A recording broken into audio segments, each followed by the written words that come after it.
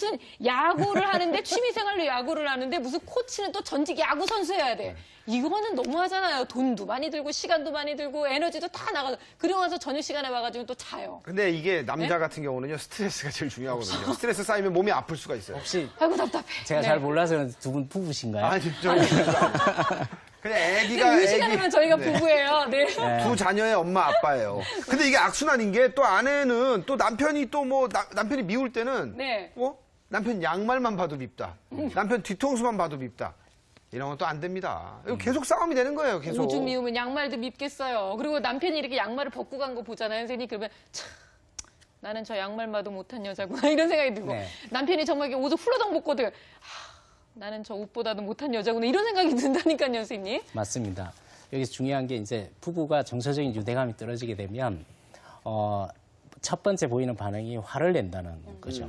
부드럽게 표현할 수 없고 화를 낸다는 건데 이걸 하나 기억하시면 좋을 것 같아요. 부부는 언제나 배우자한테 이 질문을 하나 던진다고 생각하시면 좋습니다. 그게 뭐냐면 지금 이 순간에도 당신에게 내가 소중한 사람인가요? 라는 질문을 던진다고 생각하시면 좋습니다. 그래서 게임 때문에 아내가 상처를 입는 거는 전혀 소중하다는 느낌을 그 자판을 두드리고 있는 뒷모습만 보면서 아내가 전혀 느끼지를 못하는 거죠. 그런데 중요한 거는 어떤 계기를 통해서 내가 소중하다는 느낌이 사라지게 되면 일상생활 가운데서 하나하나를 내가 소중한지 아닌지를 확인하기 위한 그걸 이렇게 확인하려 한다는 거죠. 그래서 양말을 아무래나 벗어놔도 정말 나를 이렇게 좀 치워달라고 그랬는데 그냥 내 말을 소홀히 하는구나 하는 생각들 그렇죠. 때문에. 네. 그다음에 회식 장소에서 10초, 20초 간격으로 막 전화를 하는 것도 내가 정말 소중하다는 느낌이 없기 때문에 전화를 끊어버리고 이렇게 하면 나를 또 거부한다는 그런 생각 때문에 점차 그 사소한 부분에서 우리가 보기에는 사소하지만 배우자 입장에서는 그게 내가 얼마나 가치가 있냐 하는 것 때문에 그렇게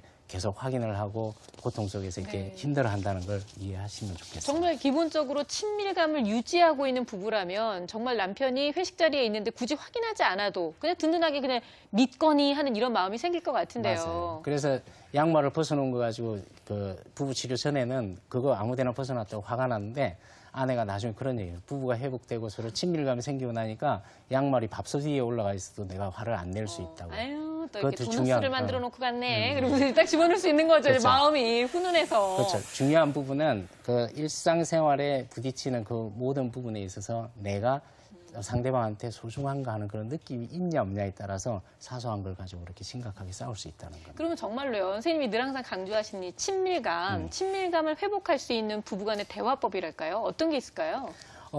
우선 오늘 부부처럼 게임으로 인해서 갈등이 빚어지고 부부 불화 상태에 빠지면 우리가 부부 불화에 빠져 있다는 그 사인이 몇 가지가 있습니다. 네. 특히 세 가지로 이렇게 요약할 수 있는데요.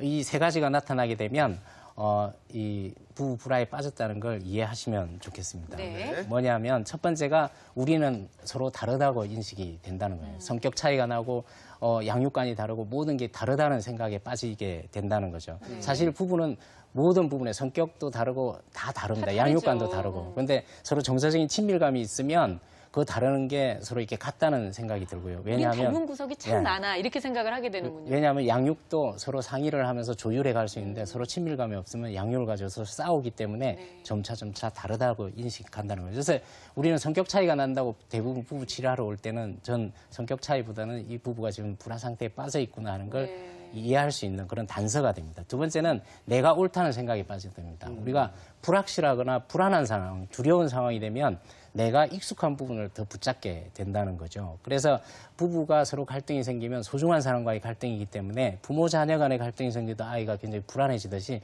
부부 간에도 그렇다는 겁니다. 그렇게 되면 내가 익숙했던 친정이 아내한테는 옳아 보이고 교육관, 양육관 모든 부분이 내가 가지고 있는 생각이 옳다는 생각에 빠져서 상대방이 잘못됐다는 그래서 상대방을 고쳐야 된다는 생각에 빠진다는 거죠. 그래서 세 번째가 상대방을 고쳐야 된다는 생각이 빠지게 됩니다. 왜냐하면 부부 갈등 상황에서 내가 옳다는 생각이 들기 때문에 이걸 해결하기 위해서는 상대방이 고치지 않으면 우리는 좋아질 수 없다는 그런 생각에 이렇게 빠져든다는 거죠. 이 세 가지가 나타나면 우리가 부부 불화에 빠졌다고 생각을 하고 뭔가 노력을 하시면 좋아지는데 우리는 헤어져야 된다. 이게 아니고 부부가 이제 뭔가 노력을 해야 된다. 노력을 해야죠. 노력을 해야 됩니다. 예.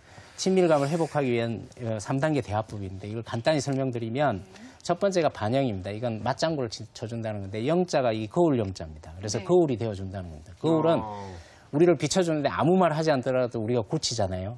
부부 사이에 고치라 해서 고쳐지는 게 아니라 아내가 얘기하면 맞장구 쳐주고 그냥 그대로 이렇게 그 아내 하는 얘기를 그냥 동의만 해줘도 이렇게 고쳐간다는 거죠. 두 번째는 인정인데 이건 뭐냐면 상대방이 옳다는 메시지를 전달해 주는 겁니다. 그래서 아내 얘기 들으면 아내 옳고요. 남편 들으면 남편이 옳거든요. 부부 치료할 때. 그렇죠. 네. 근데 두 사람만 서로 아니라고 그러니까 갈등이 점차 심해진다는 거예요. 그래서 당신이 그럴 수 있다는 그런 메시지를 전달하는 게 중요하다는 거예요. 세 번째는 공감입니다. 이건 노력을 해야 되는데요. 공감의 뜻은 들어가서 느끼다라는 뜻이에요. 아, 지금 게임으로 인해서 아내가 우울증에 빠져 있으면 이 우울증이 얼마나 심각할까 하고 아내의 입장에서 느껴야 되는데 이 게임을 반대하는 아내, 이 부정적인 아내, 이 생각만 쌓여 있으면 전혀 공감을 할 수 없다는 거죠. 그래서 공감은 들어가서 느끼다는 이 의식적으로 서로 이렇게 노력을 해야 될 부분입니다. 아, 내가 저 처지면 어떻게 될까 하는 걸 서로 이렇게 노력을 해야 될 부분입니다. 그렇습니다. 아, 그럼 너무 궁금한 거는 이 부부에게 선생님이 어떤 솔루션을 주셨는지, 뭐 그냥 닥치는 대로 뭐 게임하지 마. 이건 뭐 그 방법은 아니잖아요. 그런다고 예. 안 아픈도 아닌 것 같고요. 그렇죠. 아마 수십 번, 수백 번 들어왔을 거예요. 게임 하지 말라는 얘기를 부모로부터도 들었을 거고